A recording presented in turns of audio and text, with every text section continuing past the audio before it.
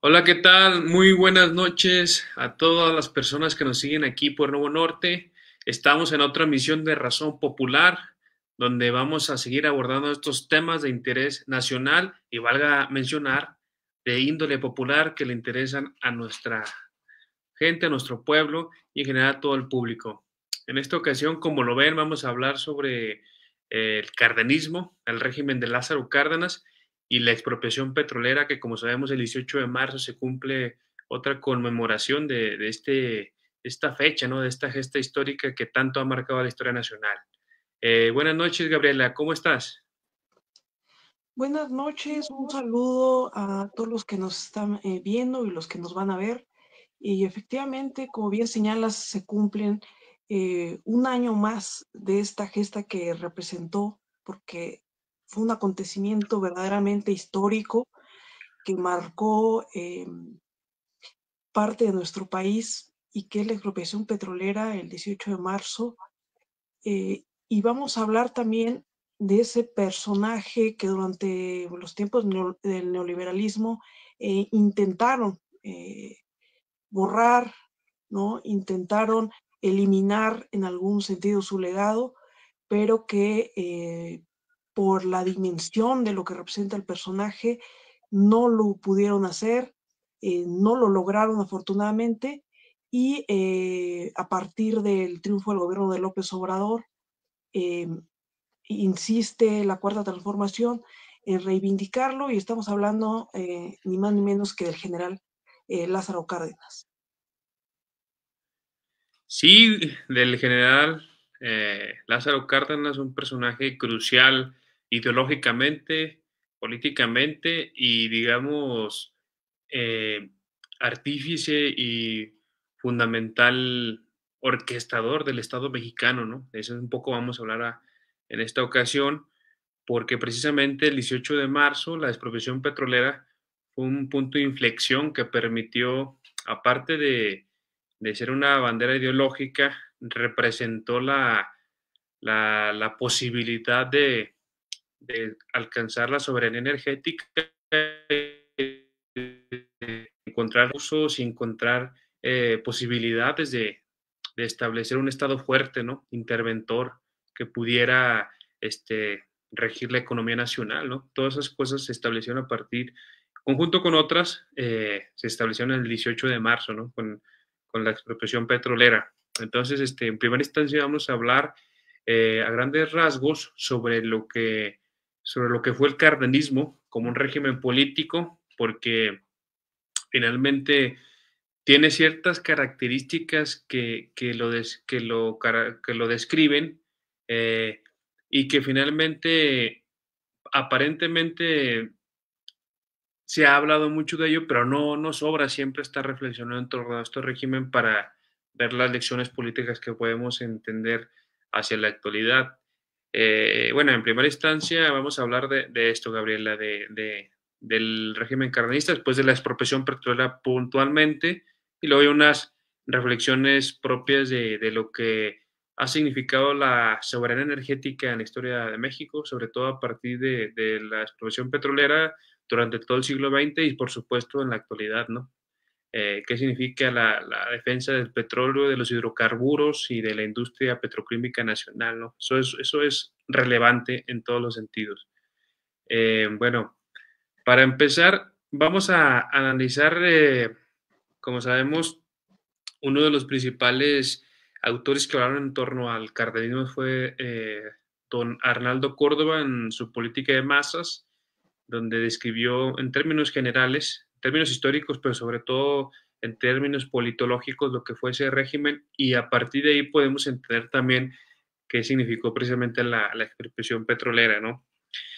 Eh, Vamos a ver, aquí extrajimos esta cita por parte de Arnaldo Córdoba, que creemos que sintetiza en parte lo que significa el cardenismo, ¿no? La voy a leer rápido y a partir de ahí, Gabriela, pues vamos generando una serie de comentarios porque resulta interesante, ¿no?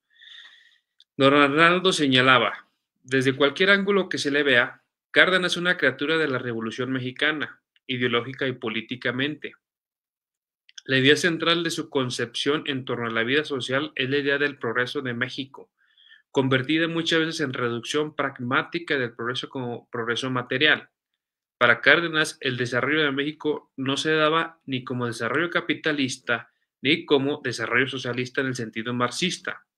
La revolución perseguía la construcción de una sociedad igualitaria, pero no debía desembocar en una organización comunista de la economía y de la política, ni capitalismo ni comunismo. Tal era la aspiración revolucionaria. Como revolucionario mexicano de buena cepa, jamás reparó en aclararse que más, aparte de capitalismo o comunismo, podía resultar de la revolución, pero los hechos condujo su política como si el régimen de la revolución pudiera contener tanto al capitalismo como al comunismo, es decir, como si fuera una síntesis de ambos. Eh, en esta instancia podemos ver que el régimen de Cárdenas tiene características muy peculiares, ¿no? Porque si bien tuvo elementos de ambos regímenes políticos, de ambos sistemas del siglo XX, él buscaba precisamente eso como una especie de síntesis, una especie de régimen con un Estado capitalista fuerte, como dije anteriormente, interventor, pero que a su vez promoviera la política de masas, ¿no? El acercamiento de la población a la política nacional, ¿no? A través precisamente bueno, de la reforma agraria, del reparto de tierras, la vida sindical, también precisamente de la educación socialista, etcétera, etcétera. Son una serie de medidas políticas que permiten entender esto como una especie de hibridación, ¿no? De socialismo y capitalismo, pero sobre todo pensado desde una perspectiva nacionalista, ¿no? Mexicana, emanada propiamente y establecida en la Constitución de 1917 y claramente emanada de la Revolución Mexicana, ¿no?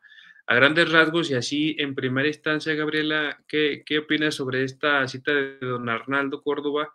Y también, ¿qué opinas sobre el régimen del general Lázaro Cárdenas?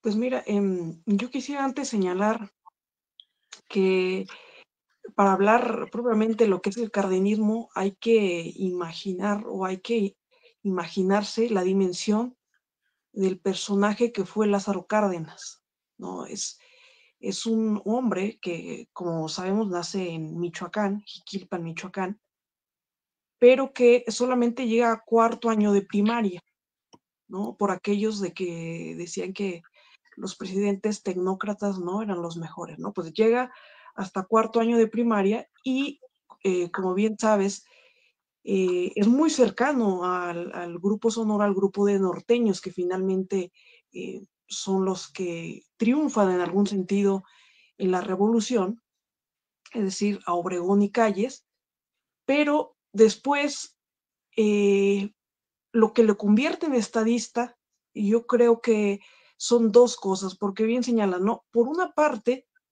es que en una jugada que muchos historiadores dicen una jugada maestra, se deshace de alguien como Plutarco Elías Calles, que más allá de lo que representa en la construcción del Estado mexicano Calles, ¿no? Ya era una especie de sombra detrás del poder presidencial. Y creo que se deshace de él, perdón, porque Lázaro Cárdenas, y lo dice aquí en esto don Arnaldo Córdoba, en algún sentido sí era socialista, pero también estaba muy cercano a los ideales agrarios. Es decir, le toca la Revolución Mexicana, llega a ser general muy joven, a los 25 años, y Ujú, algo que no se dice mucho es que en su campaña presidencial recorre todo el país. Entonces conoce, como dicen, el pulso del pueblo, ¿no? O sea, recorre, sabe las necesidades de la población mexicana y creo que eso le da una idea de lo que se necesita y de que parte de la Constitución de 1917 no se ha hecho efectiva, sobre todo en lo que corresponde al reparto agrario, ¿no? Entonces, considero que además de deshacerse de calles, una de las acciones por las que será recordado, ¿no? Es el reparto agrario. Incluso uno dicen que después la Revolución Cubana va un poco a copiar el modelo cardenista, ¿no? Que organiza a los campesinos en ejidos, se convierte en propiedad comunal, se trabaja la tierra, y años después, eso que parece dicho así tan sencillo, ¿no? El ejido y la propiedad comunal ya representaban el 55% de toda la producción agrícola de México, es decir, se convirtió el ejido y la organización comunal de la tierra en pues lo que sería la subsistencia, o por lo menos la mitad, de ahí salía la mitad de todo lo que se consumía aquí en el país, ¿no? Y eso nos habla un poco de este personaje, y de este personaje que no solamente va a estar presente en el campo, sino que también va a lograr acciones en otros ámbitos, es decir, está muy preocupado por la educación, después lo vamos a ver ahorita en la expropiación petrolera, pero funda grandes instituciones como el Instituto Politécnico Nacional, encarga a fundar lo que ahora es el Instituto Nacional de Antropología.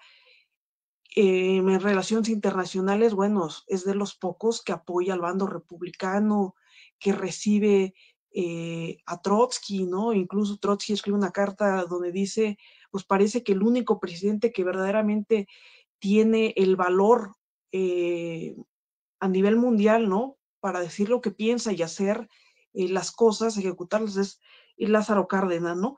Y no solamente eso, sino que creo que en el fondo Cárdenas logra organizar, ¿no? Varias centrales campesinas. Yo creo que Lázaro Cárdenas en el fondo confiaba en la organización popular, ¿no? En la posibilidad de que el pueblo a través de diversos instrumentos pudiera lograr cosas, ¿no? Y qué más, qué otra cosa que los sindicatos, que las organizaciones campesinas, ¿no? Entonces, el régimen cardenista, o sea, es el régimen cardenista, pero por el personaje o el tamaño del personaje que es Lázaro Cárdenas, una persona que, como señalo esto, ¿no? Que tenía mucha visión de lo que representaba el país, que nunca viajó, ¿no? O sea, nunca salió de México, y que a pesar de ello tiene una visión con lo que respecta a su relación con Estados Unidos y a su relación con Europa muy clara, ¿no? Entonces, vamos a ver cómo durante el sexenio de Lázaro Cárdenas se va construyendo todo esto que Cárdenas ya tenía en mente, y que no es otra cosa sino la aplicación, la consolidación eh, de lo que ya estaba escrito en la Constitución de 1917, y que eran las demandas surgidas del movimiento social.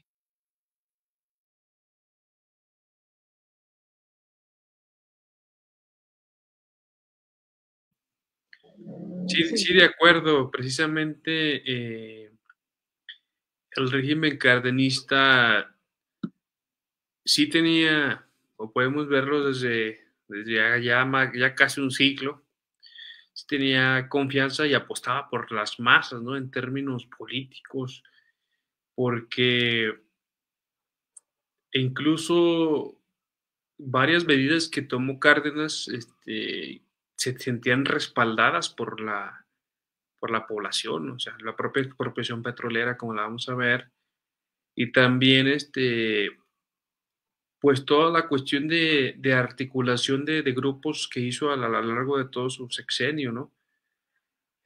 Si bien, como hemos visto en América Latina, la democracia no entró a través de las elecciones, o sea, la democracia y participación de la gente no entró a través de elecciones, democracia procedimental, de inclusión en espacios de deliberación pública, etcétera, etcétera, como aparentemente marca el modelo liberal, ¿no?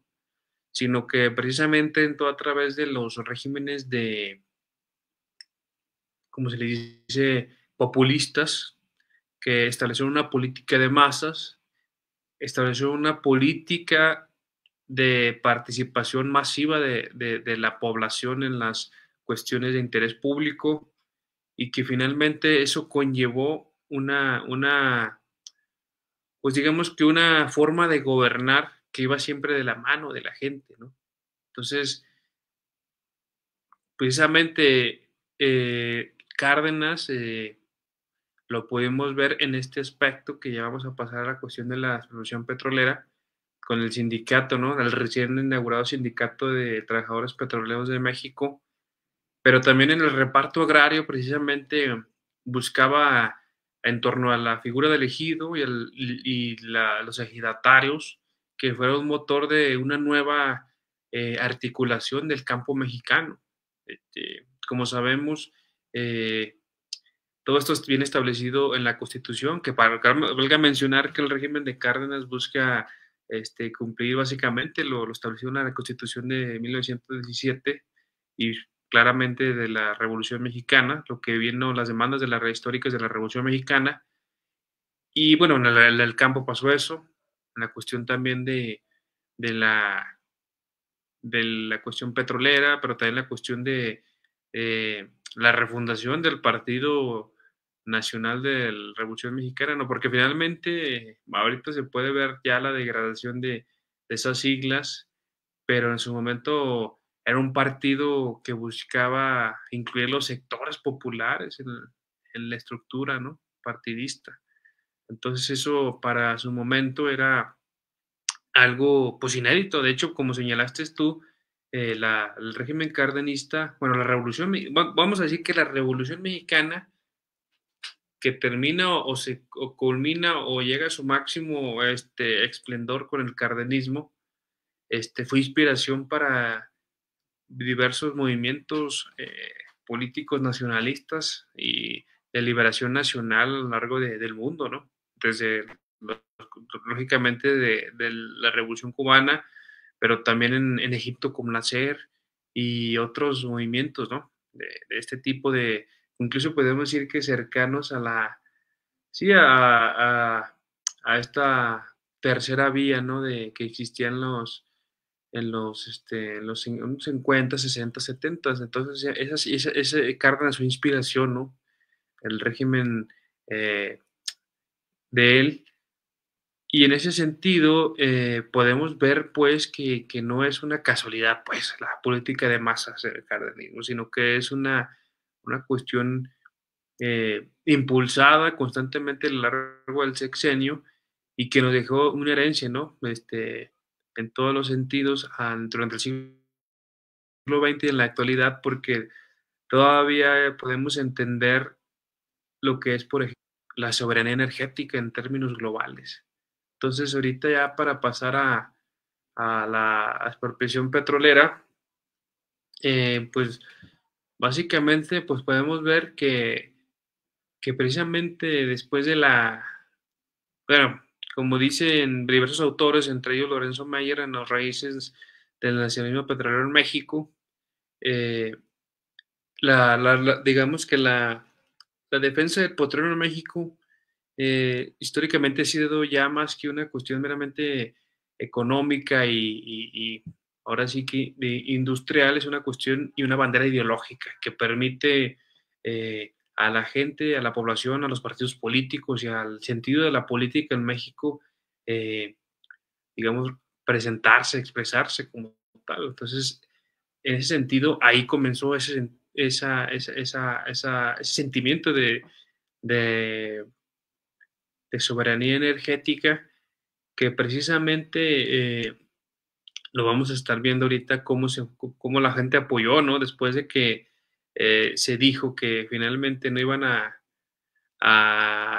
pues sí, o sea, que sí se iban las empresas transnacionales petroleras británicas y norteamericanas sí se iban, pero que querían indemnización y entonces la gente salió, ¿no? Esas históricas imágenes a dar sus ahorros, ¿no? Hasta los niños para tratar de que la expropiación se le llevara a cabo. Entonces, bueno, voy a nomás, vimos un artículo, Gabriela, de precisamente del doctor Rivera Castro, interesante también, donde en forma sintética analiza lo que es la expropiación petrolera. Eh, Él ahí apunta, por ejemplo, de las empresas, ¿no? Que para 1937 concentraban el 95% ahora sí que del trabajo, la infraestructura y la exploración de pozos petroleros, ¿no? Entonces, él plantea esas 6 empresas que ya conocemos, que bueno, aquí las voy a mencionar brevemente para darte la palabra nuevamente. Ejemplo, dice que entre las principales se encontraban la Royal Dutch Shell, que se conocía principalmente como la Compañía Mexicana del Águila, que digamos que poseía el 60% de producción de crudo y el 71% de producción de refinados hasta 1971. En segundo lugar estaba la Standard Oil Co. de Nueva Jersey, con el nombre de Huasteca Petroleum Co. Y que operó con 15 filiales. En tercera instancia estaba la Standard Oil Co. de Nueva York, que también fue dueña de 3 filiales, de las cuales la más importante era la New England Fuel Oil Co. Está en cuarto lugar la City Service de Nueva York, en quinto la Continental Oil Co. y en sexto lugar la Consolidated Oil Co. de Nueva York también. Entonces dice que, bueno, durante 30 años, desde que llegaron hasta la expropiación petrolera, sí concentraban mayoritariamente todas estas, estos recursos, ¿no? Que ascendían al 95% de la infraestructura petrolera en México, y que posteriormente se fue dando por diferentes cuestiones de índole laboral, ¿no? Y sindical, y viendo el presidente Cárdenas la posibilidad de llevar a cabo la expropiación petrolera, es como se dio esta misma, ¿no? Bueno, Gabriela, ¿qué puedes opinar al respecto de cómo se fue dando esta expropiación petrolera? Pues mira, ya lo hemos hablado en otras ocasiones de lo que representa el nacionalismo en México y en América Latina respecto al nacionalismo europeo, ¿no? Incapaz de ver siempre que el nacionalismo puede ser articulado en un sentido progresista o de izquierda, ¿no? Y creo que en México no hay, o son pocos los momentos históricos donde queda también retratado, ¿no? Un momento nacionalista de esta magnitud. Y por no decir que creo que es el mayor acto de nacionalismo económico que ha tenido México en su historia. Y bien lo señalas, ¿no? Cárdenas también es estadista, no solamente por lo que ya hemos mencionado, sino también por la forma en la que logra la expropiación petrolera, ¿no? Cárdenas y uno de sus más cercanos, Francisco J. Mujica, saben que una guerra mundial está cerca, ¿no? Y que es el momento histórico para reclamar parte de lo que le corresponde a la nación en términos de hidrocarburos. La Constitución de 1917 ya lo señalaba, ¿no? O sea, todo lo concerniente a los hidrocarburos, a lo que está en el subsuelo, pertenece a la nación, ¿no? Pero es algo que no había tenido efecto hasta antes del gobierno de Lázaro Cárdenas. Y bien lo señalabas tú, una de las cosas que hace Lázaro Cárdenas es crear un sindicato petrolero, ¿no? Antes de la expropiación petrolera. Y entonces, si se crea un sindicato, lo primero que se hace es redactar un contrato colectivo del trabajo. Entonces, es un contrato colectivo que las empresas transnacionales, las empresas extranjeras, rechazan. No dicen, no, es que este contrato pues a nosotros no nos gusta, no lo aceptamos. Y entonces ahí es cuando Lázaro Cárdenas alega a que que las empresas extranjeras están desacatando la orden de las autoridades del trabajo. Entonces dice, si ustedes no colaboran con esto, lo que sigue es la expropiación. Y recordemos que en esas empresas que mencionabas, con nombres unos muy mexicanos, pero que tras de sí tenían capital inglés, norteamericano, de Dinamarca, estas compañías, pues eso no se lo esperaban, ¿no? Y finalmente Lázaro Cárdenas dice, ¿no? Eso es parte de lo que se escribe, que Lázaro Cárdenas, antes de declarar el 18 de marzo y decirlo a la población, se va con Francisco J. Mújica y entonces lo piensa a solas y decide, ¿no? Definitivamente vamos a expropiar, es ahora o nunca, ¿no? Y el 18 de marzo, cuando habla a la población en un discurso pues, que yo, a mí muy, muy hermoso, y que yo extraje dos fragmentos, porque es muy emotivo y la forma y las declaraciones frontales que hace Lázaro Cárdenas sobre la situación en la que estaban los trabajadores mexicanos explotando un recurso natural que se encontraba en suelo mexicano, ¿no? Entonces, les pregunta en ese discurso, bueno, simbólicamente, ¿no? Les pregunta Lázaro Cárdenas, ¿no? Dice, ¿en cuántos de los pueblos cercanos a las explotaciones petroleras hay un hospital, una escuela o un centro social, o una obra de aprovisionamiento o saneamiento de agua, o un campo deportivo, o una planta de luz, aunque fuera a base de muchos millones de metros cúbicos de gas que desperdician las explotaciones? ¿Quién no conoce, quién no sabe o no conoce la diferencia irritante que norma de construcción de los campesinos, de las compañías, confort para el personal extranjero, mediocridad, miseria e insalubridad para las naciones, para los nacionales, perdón, refrigeración y protección contra insectos para los primeros, indiferencia y abandono médico y medicina siempre regateadas por los segundos, salarios inferiores y trabajo rudo y agotantes para los nuestros, abuso de una tolerancia que se creó al amparo de la ignorancia, de la prevaricación y de la debilidad de los dirigentes del país.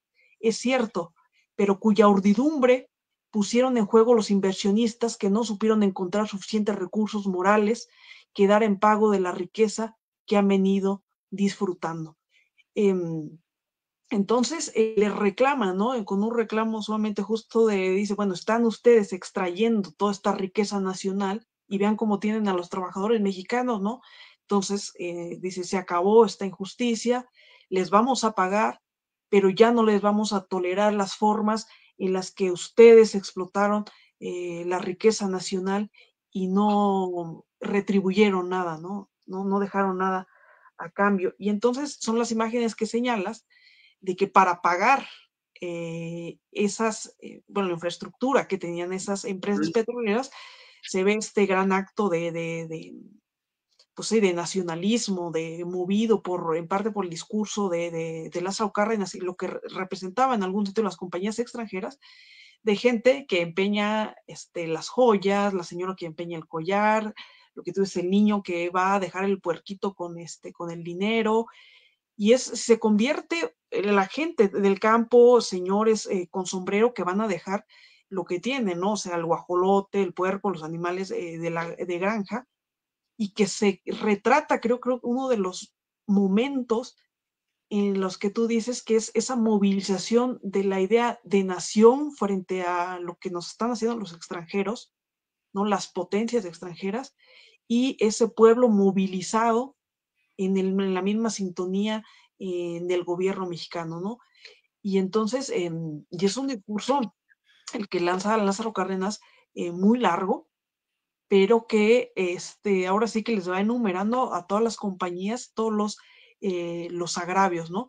Y declara la expropiación y decreta, o sea, no solamente eso, sino menciona todas esas compañías que tú decías, con nombres entre mexicanos y extranjeros, y las declara ahí, y entonces es así que no se le esperaba, ¿no? Y creo que esa es una de las partes centrales del cardenismo. ¿Por qué? Y ahorita lo vamos a hablar, pero esa es una de las patas fundamentales para lograr parte de lo que se va a consolidar después del gobierno de Lázaro Cárdenas, ya no con los ideales de Lázaro Cárdenas, sí, pero sí con los ingresos generados a partir de que el gobierno mexicano gestione todas las ganancias, todos los recursos provenientes del petróleo, ¿no? Y que eso va a dar muchísimo ingreso, va a servir para construir infraestructura, para dar apoyos sociales, para construir muchísimas de las instituciones que ahora tenemos y que sin los ingresos que representó en su momento y representa aún el petróleo para México, nunca se hubieran podido lograr, ¿no? Entonces, esa es parte también del genio de Lázaro Cárdenas. Por una parte, dicen sí es la suerte, ¿no? De que Estados Unidos se acerca a una guerra y no quiere enemistarse con México, pero por otra parte, eso no era necesariamente o no conducía necesariamente a que un personaje como Lázaro Cárdenas eh, declara la expropiación petrolera. Entonces hay que darle a Lázaro Cárdenas el mérito de decidir, dice, en ese contexto histórico, ir y decir ahora o nunca, este es el momento de recuperar lo que a los mexicanos les pertenece porque es su suelo y son sus recursos naturales. Francisco. Y creo que, eh, digamos que también se completó precisamente con esta expropiación, se completó o nacionalización, se completó una idea de soberanía en términos generales. O sea, eso es lo que puntualmente soberanía energética, ¿no? Pero digamos que es cuando se planteó otro momento histórico nacional de soberanía frente al extranjero, frente a, digamos, frente a las potencias extranjeras en México y también al interior, ¿no? Una idea de unidad nacional soberanista, de rescate de los recursos naturales, que también había que analizarlo más, pero en México siempre ha habido como, bueno, en todos los países, pero en México hay un apego a, a entender los recursos naturales como parte de nuestra identidad, ¿no? Al petróleo, las reservas naturales, nuestra propia, bueno, historia también en cultural, aunque bueno, no es de recursos naturales, pero también cultural, o sea, como ver lo nuestro de una manera que nos permite comprender frente al otro, ¿no? Es una forma de que lo nacional se politice en un sentido popular, porque la gente ahora entiende que defender la nación es una forma de defender lo suyo, ¿no? Porque no siempre se articulan esos fenómenos. Muchas veces lo nacional puede también ahora sí que desglosarse, diluirse en un discurso chauvinista, también hay que señalarlo. Pero cuando se articula, como en estos casos, en objetivos concretos, metas políticas puntuales y sobre todo aprovechando las coyunturas internacionales es cuando se logran estos hitos históricos, ¿no? En México se aprovechó muy bien esta cuestión y la expropiación precisamente ha constituido ese baluarte histórico nacional, a tal grado que la idea de soberanía energética prevalece en la actualidad, ¿no? Desde el expresidente López Obrador en su proyecto de nación lo planteó como algo central. De hecho, los neoliberales no entendían por qué le da tanta importancia al rescate de la industria petrolera, ¿no? Con las refinerías y con la inversión en ahora sí que el conjunto de la industria, pero no entendían bien que no nada más es una cuestión de inversión en términos llanos, sino tiene que ver una cuestión de historia nacional, de búsqueda de recuperar lo que pasó, de remontar el desmantelamiento de la industria petrolera nacional y también de buscar el futuro político y económico de México, porque finalmente se decía, ¿no? Yo me acuerdo muy bien que Jeremy Rifkin, que es uno de los asesores en materia energética de la ONU, antes del 2018 por ahí, o alrededor del 2018 escribió un libro que decía que ya para el 2030 prácticamente se iba a acabar todo, todo el petróleo como principal combustible, como primer recurso de hidrocarburo a nivel internacional. Y ahora vemos que después de la guerra de Rusia y Ucrania volvió el petróleo a convertirse en un recurso central a nivel mundial. A lo mejor las energías verdes posiblemente van a ir incluyéndose en las políticas energéticas de los países, pero la política petrolera sigue siendo central en el mundo. De hecho, eh, pues no es casualidad que los líderes de los dos países, bueno, de dos de los países más potentes a nivel mundial en la actualidad, como es Putin y Trump, pues sean netamente petroleros.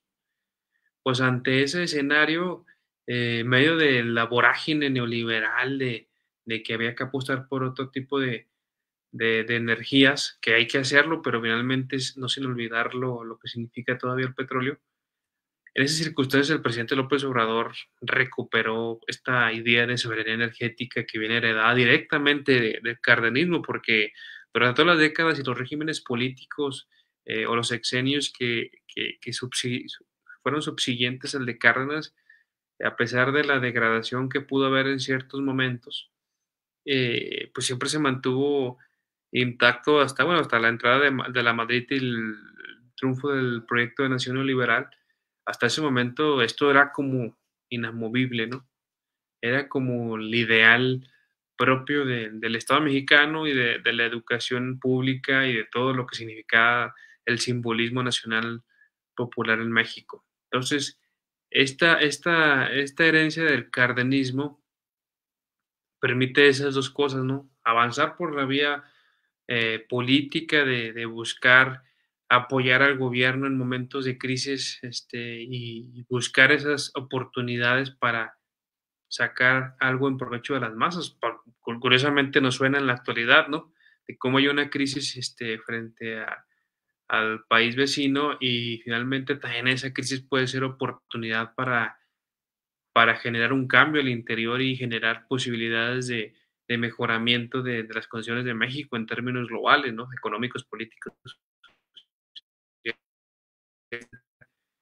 Por ese lado, y por otro lado, pues lógicamente también hay que entender esto como el simbolismo propio de ver cómo el proceso avanzó, cómo el proceso permite que al interior un régimen político pueda tener precisamente a la población de su lado y a impulsar hitos históricos, ¿no? En otra ocasión vamos a hablar también puntualmente de la reforma agraria de 1936, pero por eso empezamos con la cita de Arnaldo Córdoba, ¿no? De esta confluencia de elementos quizás de capitalismo y del socialismo, que a fin de cuentas eran una síntesis de buscar lo nacional como articulador de los dos elementos en favor de la población. Entonces, ahorita que están de moda, y porque se viene una marejada, eso es evidente, ya se miraba con López Obrador, pero ahorita ya se viene una marejada de gente que va a estar estudiando esos fenómenos, ¿no? Ahorita hay gente que va a estar estudiando lo nacional popular, va a estar estudiando la soberanía en términos generales, va a estar viendo, por ejemplo, no es casualidad, o sea, ¿cómo diré? No es casualidad que gente, o vemos gente que habla de cosas, por ejemplo, los periodistas, Álvaro Delgado y Páez Varela hablan de los proyectos Nación, y luego vienen otros autores que están hablando de cuestión de nacionalismo, de lo nacional popular, etcétera, etcétera. El proceso político es lo que lleva a que la gente esté hablando de eso, no al revés. O sea, la cuestión es que el propio proceso está conllevando que se empiecen a analizar estos temas y se empiece a retomar lo que se había hecho mucho durante el siglo XX, ¿no? Porque ahorita, por ejemplo, nosotros no tendríamos que quebrarnos tanto la cabeza y fácilmente podríamos ir a ver los escritos de don Jesús Silva Herzog, el abuelo del que ahorita ya es completamente contrario a esto, pero don Jesús escribió mucho sobre esto, uno de los grandes ideólogos del régimen mexicano del siglo XX, de las primeras décadas, pues él escribió mucho sobre este tema. Entonces pues, todo ese tema se va a estar retomando, ¿no? Incluso don Jesús escribió varios escritos muy interesantes sobre la expropiación petrolera y sobre lo significado para el país, ¿no? Desde la historia política también hay que retomarlo. Eh, bueno, Gabriela, para ir cerrando, ¿qué te parece si leo unos comentarios y ya vamos, precisamente vamos contestando y vamos cerrando esta emisión de Razón Popular? Sí, únicamente señalar que respecto a lo que decías de los recursos naturales, mm, que México está muy vinculado a la defensa de sus recursos naturales, creo que es algo que comparte América Latina, ¿no? Sobre todo porque bueno, históricamente nuestra identidad también se ha formado defendiendo esos recursos, ¿no? O sea, se saquea parte de América Latina 300 años, ¿no? Y después la potencia Estados Unidos también intenta lo mismo, ¿no? Entonces, parte de decir, nosotros tenemos derecho a gobernarnos, a decidir sobre nosotros y sobre nuestro destino, es tener control sobre nuestros recursos naturales, ¿no? Y eso también forma otra parte de lo que representa el nacionalismo. Y insisto en que nuestro nacionalismo en parte se ha articulado más en un sentido progresista, o la mayor parte de las veces, eh, porque se forja frente a lo que son las potencias o las grandes potencias dominantes, ¿no? O sea, eh, llámese, perdón, España o el Imperio Español en un primer momento, y después Estados Unidos, ¿no? Lo que representa el corazón de lo que dirían algunos, lo que representa el capitalismo, ¿no? Entonces, eh, necesariamente se ha construido una identidad popular o de la nación vinculada a lo popular y a las clases subalternas, ¿no? Y lo mismo pasa con el término de la soberanía nacional. Sí. Ujú. Bueno, para ver, bueno, y cerrando como señalaba, eh, bueno, aquí Mario nos manda saludos, Osvaldo también, nos manda saludos, Osvaldo Balam, y Nahum apunta una pregunta: ¿por qué después de la salida de Cárdenas no hubo continuidad y llegó otro estilo de gobernar? Esa es una interesante pregunta. Y luego dice,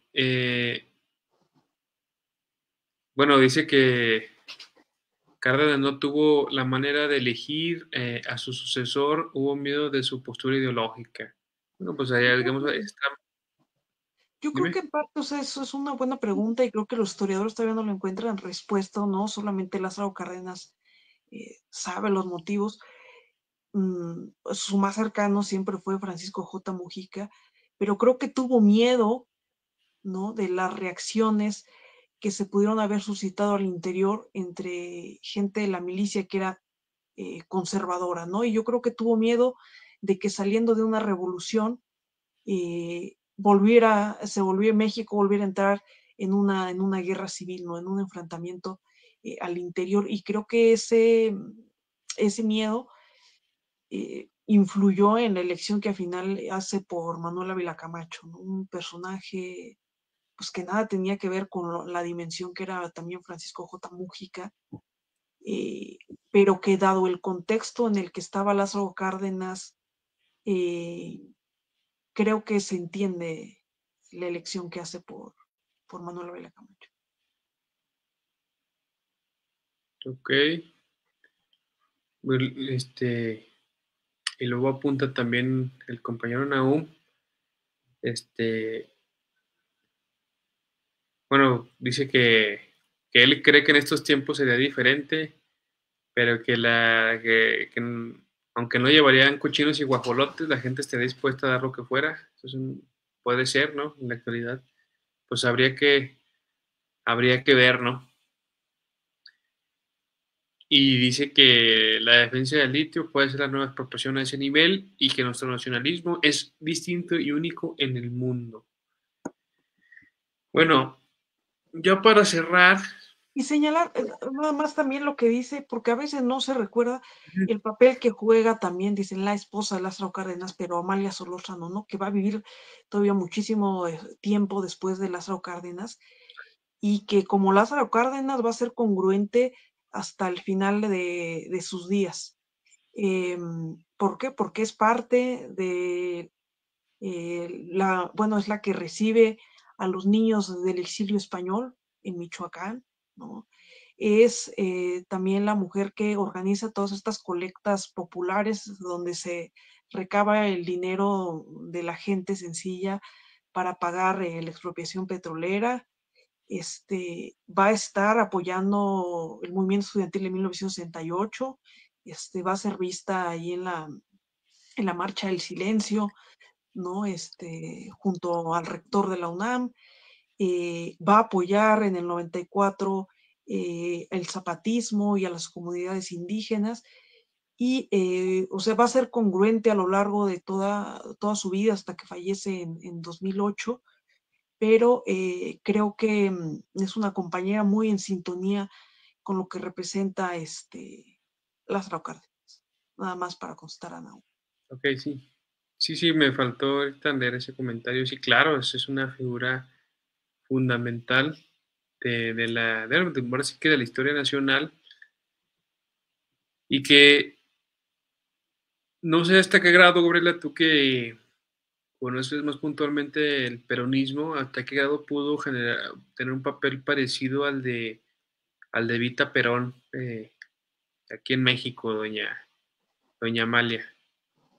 Pues me parece que creo que doña Amalia Solórzano juega un papel más discreto, o sea, siempre de acompañamiento y apoyo de el general Lázaro Cárdenas, ¿no? Hasta el final de sus días, porque realmente muere joven, bueno, relativamente joven Lázaro Cárdenas en la década de los 70, y creo que se mantiene en la vida pública doña Amalia Solórzano durante mucho tiempo, pero creo que a diferencia de Eva Perón, que juega un papel más en el sentido de un personaje carismático, ¿no? Creo que doña Amalia va a jugar un papel más discreto, pero no eso significa que menos importante, ¿no?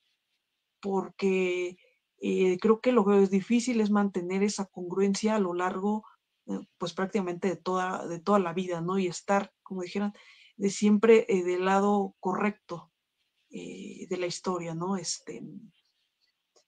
Y eso creo que no, ese mérito, tanto a Lázaro Cárdenas como a doña Amalia Solórzano no se lo quita a nadie, Francisco. Ok, ok. Sí, fíjate que sí hace falta un poco más hablar del papel de doña Amalia porque no es un personaje, eh, digamos, que no tiene el reconocimiento que debería de tener en la historia nacional, ¿no? Porque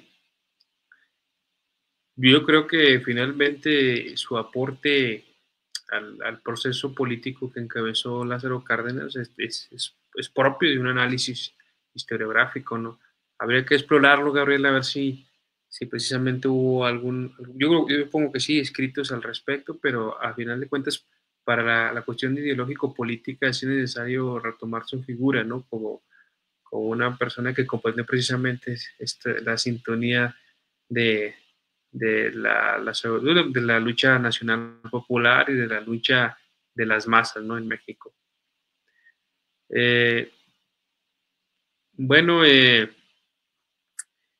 no sé si Gabriela tengas alguna una última apreciación en esta ocasión del programa de la expropiación petrolera de Lázaro Cárdenas. Pues sí, bien dice, perdón, Naum, cuando en la película, nos recomienda la película de 1938, cuando el petróleo fue nuestro, de un director, Sergio Olgovich, que hace varias películas muy destacadas, de esta relación, bueno, en este caso de la exploración petrolera, pero en varias películas sobre la relación entre México y la entonces Unión Soviética, ¿no? Entonces, recordar eso. También este libro que se llama Tierra Roja, que es una novela de Pedro Ángel Palou, que también describe muy bien, ¿no? O sea, nos adentra en lo que pudo haber sido el personaje de Lázaro Cárdenas, lo que pensaba, por qué estaba influido, etcétera, ya en un ambiente, ya en una cosa más personal. Y creo que no olvidar una cosa, ¿no? O sea, uno en la figura de Lázaro Cárdenas, eh, lo que representa la historia nacional, ¿no? El, muchos dicen el mejor presidente que emanó después de la revolución, que sigue estando en la memoria o estuvo en la memoria de campesinos y la gente abajo y que amorosamente y afectuosamente le decían Tata Lázaro, ¿no? Por considerarlo en esta figura eh, que finalmente logró concretar algunas de sus demandas. Y otra cosa que decían, ¿no? Ahora que está de moda esto que las energías limpias, que ay, ¿por qué no dejan Pemex? Recordar en ese momento, ¿no? Siempre son los mismos que seguramente estaban con las compañías extranjeras en el momento de la expropiación petrolera, ¿no? Y que le pusieron obstáculos en el camino a Lázaro Cárdenas durante su mandato. Creo que son los mismos que ahora dicen, no, es que Pemex ya no funciona, ¿por qué no dejan caer Pemex? Ya genera más deuda sin de veras considerar ni con un poco de sensatez, no todo lo que el petróleo mexicano y la venta del petróleo logró consolidar en México, ¿no? Ya lo decía yo, infraestructura, carreteras, educación pública, Salud. ahí se financiaron un montón de cosas que sin los ingresos, las dimensiones del ingreso petrolero no hubieran sido posibles y que aún se siguen eh, financiando, ¿no? Porque sigue siendo, y eso hay que recordarlo, en su momento fue eh, dentro de los ingresos que competen al Estado mexicano, el petróleo era el que más generaba ingresos a la nación mexicana. Ahora es el segundo, creo que después de las remesas, pero para que imaginemos la importancia y la centralidad de la industria petrolera y de Pemex, ¿no? O sea, no se puede abandonar. Y bien lo señalan, ¿no? Es ahora Putin y Donald Trump apuestan por el petróleo. ¿Pero por qué? Decía, no, es que ¿por qué compra Deer Park en su momento López Obrador? ¿Por qué se construye otra refinería? Por el simple hecho de que hasta el momento la humanidad no ha encontrado una forma más efectiva de generar energía que no sea a partir de combustibles fósiles, es decir, el petróleo. ¿Por qué? Porque analistas, las otras energías son intermitentes, ¿no? O sea, no siempre están presentes y ahí es cuando los hidrocarburos tienen que entrar mientras están esas intermitencias derivadas de pues, la energía eólica, no siempre hay viento, de la energía solar no siempre hay sol, ¿no? Entonces, eso hay que tenerlo en cuenta y nada más ver cómo ha surgido en Alemania, por ejemplo, que ya ha caído en desuso los autos eléctricos. ¿Por qué? Porque no es sencillo transitar desde el auto de hidrocarburos, de gasolina, a los autos eléctricos, porque también se necesita para los autos eléctricos generar energía y bien lo señalaban aún, algunos encuentran el litio, ¿no? Para sustituir, digamos, lo que serían los hidrocarburos. Pero el Sí. litio también no es fácil de conseguir, no todo el mundo lo tiene, ¿no? En ese sentido, de manera muy previsoria, el presidente López Obrador, pues también vamos a nacionalizar el litio, ¿no? Porque esto va a ser un recurso muy importante en el futuro y entonces que sea nuestro desde un inicio y que no vengan otra vez compañías extranjeras porque luego no te lo puedes quitar de encima. Entonces, más allá de que esta gente dijera buena onda, que dice, no, pues es que hay que transitar a energías limpias. Bueno, ¿cómo? ¿No? ¿A qué costo? Y hasta el momento ni los países de primer mundo han encontrado esa manera de sustituir los hidrocarburos. Y mientras no encontremos esa manera, el petróleo seguirá siendo una pieza fundamental en nuestro caso, en nuestra industria, ¿no? Y recordar que cualquier persona que critique al personaje, que critique a Lázaro Cárdenas, lo que representa la expropiación petrolera y lo que representa Pemex, ya sabemos de qué lado está. Recordemos a Germán Martínez, cuando era presidente del PAN, y ya con esto cierro, que dijo que el cadáver de Lázaro Cárdenas apestaba y no sé qué, y luego Morena lo absorbe, ¿no? Este personaje, y después sucede lo que sucede, ¿no? Que ahora es un gran crítico. ¿Por qué? Porque la gente no cambia de la noche a la mañana, es decir, que debe haber consistencia ideológica a lo largo de la vida, y que hay personajes clave como como es el caso de Lázaro Cárdenas, que nos señalan de qué lado está,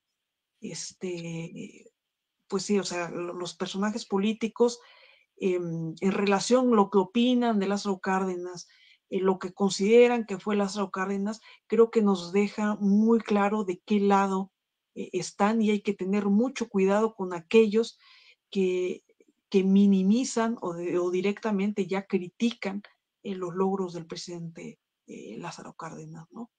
Y con eso cerraría, y con esas dos recomendaciones. Fíjate que sí, puede ser como un termómetro la cuestión del cardenismo para ver cuál es la visión de la persona en turno, ¿no? Porque, sobre todo la clase política, porque más allá de todo, si algo puede coincidir, la gente, la clase dirigente en México, eh, y pues también la gente en el pueblo en general, es la centralidad de la figura de Lázaro Cárdenas como edificador del país. Es de esos personajes que va más allá del espectro del sistema político contemporáneo de izquierda y derecha. Es un personaje que edificó, ¿no?, el Estado mexicano, y que por tanto, cuando oyes a alguien precisamente que lo critica de una forma tan burda, pues habla uno de dos, o del desconocimiento histórico de lo que significó tal personaje y el régimen de cardenista, u otras que hay una deliberada postura crítica contra ese modelo de gobierno y que finalmente ejemplifica mm, pues un poco apego, ¿no? O poco afinidad ideológica con lo que significa el fortalecimiento del Estado-Nación mexicano, ¿no? Porque al final de cuentas es un largo trecho que México, más allá de la historia prehispánica, como Estado moderno tiene poco más de 200 años. Entonces, es una larga trayectoria que implica momentos de inflexión como este, donde se edifica, ¿no?, el Estado-Nación mexicano, pues por como podemos ver en otros países, pues ya ves cómo en Francia hay cuántas repúblicas hay. Entonces, cada momento histórico es un parteaguas donde se agrega cierto, pues sí, digamos, ciertas políticas públicas, instituciones, constituciones, etcétera, etcétera, que permiten avanzar en una senda histórica a un país, ¿no? Entonces, este es un momento de inflexión donde se permite que el país avance históricamente, y que por eso se tiene que estar estudiando y retomando lecciones políticas para la actualidad, ¿no? Porque precisamente ahorita puede ser otro momento de inflexión, ¿no? Lo llamada cuarta transformación pues es otro momento de inflexión histórica. Más allá de todo, de lo que se diga de los detractores, lo que sí podemos estar de acuerdo a la gente que estamos simpatizando con la cuarta transformación es que es otra punto de inflexión de este tipo, donde salen a flote la gente que está a favor del avance o el fortalecimiento del Estado mexicano, sobre todo de la inclusión de la población y de la democratización de la vida pública, ¿no? Porque finalmente eso es el meollo del asunto del cardenismo, que lo que lo diferenció vamos a decir que de otros secciones anteriores a él, como el de Calles, es que procuró la inclusión de la población y de las masas en la política nacional, y eso fue creo que vamos a coincidir que es la principal, sí, la expropiación, pero sobre todo que esa expropiación iba de la mano de esa política de masas. Por eso empezamos con esa cita de Arnaldo Córdoba, porque eh, creemos que la política de masas es lo fundamental, ¿no? Porque se puede ir diluyendo todo en economicismo de gubernamental, donde las cifras estén a tope. Pues podemos ver que durante el sexenio de Gustavo Díaz Ordaz es cuando el Producto Interno Bruto de México estuvo más alto. No ha habido un momento más alto que ese sexenio, casi llegó al 7% del Producto Interno Bruto, pero pues mira lo que, podemos ver lo que pasó, ¿no? Entonces, no nomás fue la cuestión económica, sino que fue de mano de que Cárdenas llevó la política de masas a un renglón que todavía sigue siendo histórico y que el expresidente López Obrador lo entendió, estuvo al tanto y que pues se van a seguir sacando lecciones, ¿no? Sobre todo por lo que decíamos, Gabriela, de que pues siguen presentándose los mismos debates de la cuestión energética, la cuestión de la inclusión de la población en la política nacional, la cuestión del nacionalismo mexicano, ¿no? Que es una constante a lo largo de las décadas, porque podemos remontarnos al siglo XIX, ¿no? Desde cuando se empezó a formar el nacionalismo mexicano, como lo señala Debbie Bradink en su libro, pero finalmente, sobre todo desde Cárdenas hasta la actualidad, y digamos de las primeras décadas de los gobiernos revolucionarios, la idea del nacionalismo mexicano fue cuando se terminó de consolidar y cuando se estableció en el conjunto del país, ¿no? Como lo entendemos en la actualidad. Y nada más Entonces, agregar, ujú, porque comenta Nahum que no, que la nueva pelea ahora es Calica, recordemos, ¿no? Esta empresa norteamericana que saquea recursos y que el presidente López Obrador, como dijeron en el pueblo, las cachó con las manos en la masa de que no acataban pues ya la reglamentación y el acuerdo que tenían porque tenían que parar ya los trabajos y aún así se saltaron la autoridad del presidente López Obrador, ¿no? Entonces hay que estar muy atentos porque la lucha por lo que representan los recursos naturales va a estar va a estar presente y tenemos que estar muy atentos, ¿no? Está el litio, que a pesar de que ya está nacionalizado, no va a faltar la empresa que quiera apropiarse de él. Y creo que no siempre el enemigo, como dijéramos, está en el extranjero, ¿no? Porque recordemos a Grupo México y Germán Larrea, que ha extraído del territorio mexicano un montón de recursos naturales sin retribuir un solo peso al Estado mexicano, pagando el mínimo de impuestos, contaminando ríos, ocasionando enfermedad en las poblaciones ahí donde extraen los minerales, y que en este caso Germán Larrea, o sea, por nacionalidad mexicano, pero que eso no significa que los intereses de Germán Larrea sean los mismos que la de una mayoría social a la que ha explotado durante años, ¿no? Y ese es, creo que un pendiente y hay que estar atentos porque la defensa de los recursos naturales, aún durante gobiernos progresistas, hay que darla, hay que estar ahí, eh, porque las comunidades, vaya que durante mucho tiempo han resistido también ese saqueo de nacionales y de extranjeros. Ese es, con ese comentario terminar. ok, muy bien, Gabriela. Pues vaya que fue una reflexión interesante la que se planteó, ¿no? Modestamente, pues tratamos de generar precisamente un recuerdo de lo que significó este 18 de marzo y también, lógicamente, del cardenismo, que vamos a estar constantemente analizándolo aquí en Razón Popular y en Nuevo Norte, ¿no? Porque consideramos que es fundamental y que precisamente está en toda la historia nacional, desde el norte hasta el sur, centro, todas partes, Cárdenas tiene importancia, ¿no? Para el norte, pues la comarca lagunera es donde empezó el, la, el reparto agrario y precisamente en ese libro de, de Palú, ahí habla cuando Cárdenas estuvo en la comarca lagunera alojado en un tren mientras repartía la tierra al pueblo lagunero. Entonces, y pues pues, como digo, vamos a estar analizando al régimen de Lázaro Cárdenas, y en esta ocasión pues quisimos empezar con la expropiación petrolera, pero pues, así que muchas gracias a quienes nos estuvieron viendo, a quienes dieron like, eh, y pues a quienes van a estar viendo a futuro. Vamos a seguir aquí analizando estos temas y estamos en contacto. Muchas gracias y buenas noches. Hasta luego. Saludos y no olvidar a Lázaro Cárdenas ni su legado. Saludos.